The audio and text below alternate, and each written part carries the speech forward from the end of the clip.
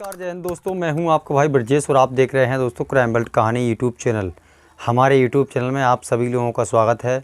दोस्तों मैं आपको बता दूं दोस्तों, आज की सच्ची कहानी और सच्ची घटना जो है एक गोंडा ज़िले के एठिया थोक इलाके की है। और वहां पर एक 10 साल छोटा लड़का अपनी चाची से उसका भतीजा प्यार करने लगता है और वो प्यार उनमें इस कदर बढ़ जाता है, प्रेम उन चाची उसके प्रेम में इतनी अंधी हो जाती है, हद से भी ज़्यादा। बात यहाँ की नहीं है दोस्तों, प्रेम कहानी आपने कई सुनी होंगी, कई देखी होंगी, लेकिन इस कहानी में जो होने वाला है लास्ट में, इस वीडियो में कुछ ऐसे होने वाला है जिसको देखकर आपकी आंखें फटी की फटी रह जाएंगी और आप एकदम से चौंक जाएंगे कि आखिर ये कैसी घटना और कैसी कहानी हमारे सामने आई है।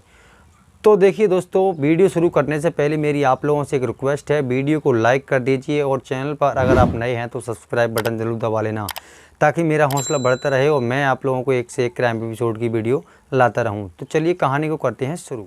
देखिए दोस्तों, ये जो गोंडा ज़िले की कहानी है एठिया थोक इलाके की, यहाँ पर एक चाची 32 साल की चाची जिसका नाम पुष्पा होता है और जो 22 साल का भतीजा है उसका नाम रविंद्र होता है।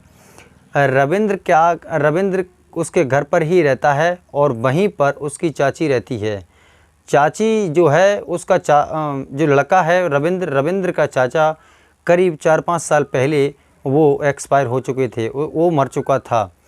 तो क्या है, वो था नहीं, तो चाची पहले से अकेली थी और उसके पास में ही उसका लड़का मान लीजिए या भतीजा मान लीजिए, उसका भतीजा वहाँ पर रहता था और साथ में ही रहते थे। जो उसकी चाची थी पुष्पा के एक लड़का है 8 साल का और एक 3 साल की लड़की है। ये तीनों चारों लोग एक ही साथ एक ही घर में रहा करते थे। धीरे धीरे चाची से उस भतीजे को प्यार हो जाता है और ये प्यार इतनी हद तक पहुंच जाता है, बहुत ज़्यादा तक।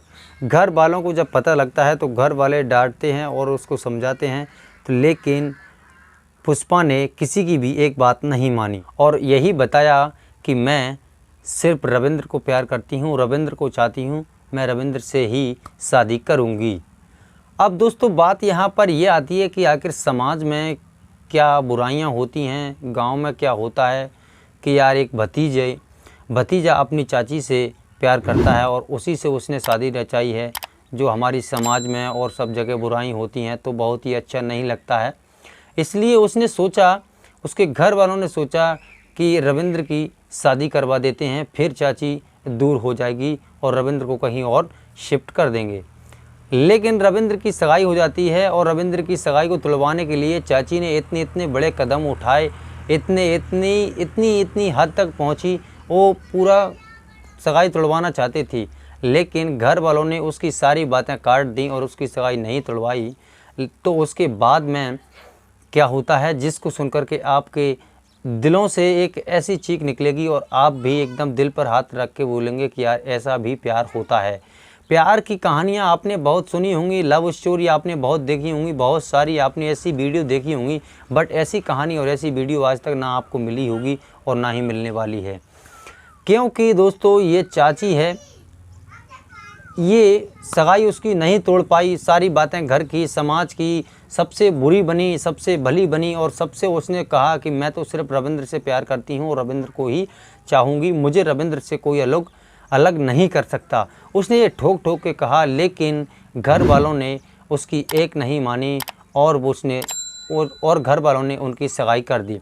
रविंद्र की सगाई उसने नहीं तोड़ पाई, कुछ भी नहीं हुआ, तो उसने एक बड़ा कदम और एक बड़ा फैसला उठा लिया। बड़ा फैसला उसने यही उठाया था, कठुआ रेलवे क्रॉसिंग के पास में ही चलती ट्रेन के आगे कूद करके जान दे दी। दोनों ने जान दी है, पुष्पा ने और रविंद्र ने, भतीजे ने और चाची ने, दोनों ने जान दी है। अब सवाल यहाँ पर ये उठता है कि आखिर ऐसा प्यार कैसा कि जो एक उसका 8 साल का बच्चा था और एक उसकी 3 साल की लड़की थी, दोनों को छोड़कर चली गई। माँ और बाप का उनके ऊपर कोई साया नहीं है, ना तो उसके माँ है ना उसका पिता है, वो लड़का और लड़की का।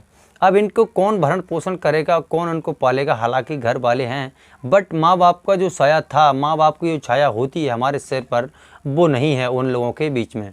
अब दोस्तों यहाँ से पुलिस पूरी जानकारी की छानबीन करती है और देखती है कि 32 साल की उम्र की पुष्पा नाम की ये आखिर मानसिक रूप से परेशान तो नहीं थी, जिसकी वजह से इसको उतना तनाव आ चुका था कि वो अपने रविंद्र को कहीं छोड़कर जाना नहीं चाहती थी। रविंद्र उसको इतना प्यार था कि उसके दिलों में ऐसा बसा हुआ था कि जैसा कोई किसके दिल में बस ही नहीं सकता। रविंद्र को वो कहीं छोड़कर नहीं जाती थी और रविंद्र को अपने साथ लेकर जाती थी, अपने साथ लेकर ही जाती थी। बार बार मैं आप लोगों से कह रहा हूँ कि ऐसा प्यार आपने नहीं देखा होगा। अब दोस्तों बात यहाँ पर एक और बनती है कि मानसिक रूप से परेशान थी या नहीं थी, पुलिस उसकी छानबीन कर रही है। तो देखिए दोस्तों, ऐसी कहानियाँ और ऐसी लव स्टोरी और ऐसा कुछ हो जाता है तो देखिए प्यार में सब कुछ लोग अंधे हो जाते हैं, क्योंकि प्यार उम्र देखता नहीं है और शकल सूरत देखता नहीं है, सिर्फ दिल से दिल मिल जाता है और मन से मन मिल जाता है और प्यार हो जाता है। प्यार के लिए कोई बड़ा फैसला नहीं है, लेकिन इसमें प्यार करने के लिए बहुत बड़ा फैसला है कि आखिर प्यार हो जाता है तो प्यार को कैसे निभाया जाता है। जैसे कि ये निभाया हुआ प्यार ही समझिए इसको।